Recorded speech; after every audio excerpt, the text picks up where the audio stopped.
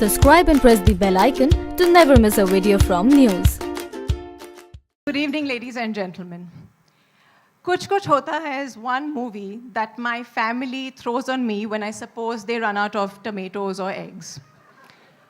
My mother once said, "Do you know what is the best part about Kuch Kuch Hota Hai?" And I said, "What, the songs?" And she said, "No, your absence."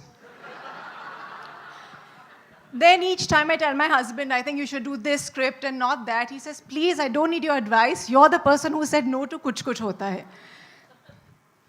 But for that, I don't really have any excuse. In fact, I never felt bad about it till I was here today and I saw this AV and how many awards and that, I actually regretted saying no for the first time in my life.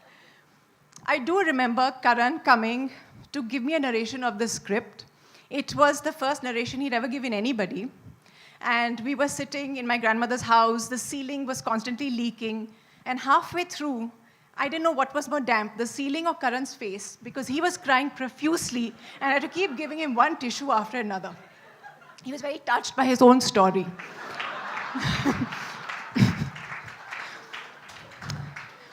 But needless to say, Karan didn't cry for very long.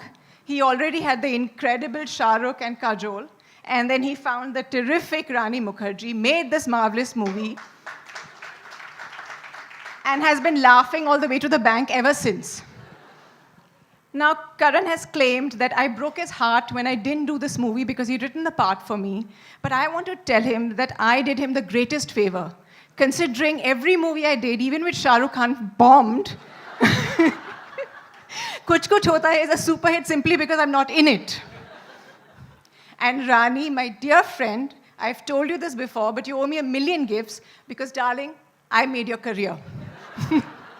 On that note, could we please have an AV with a lead cast?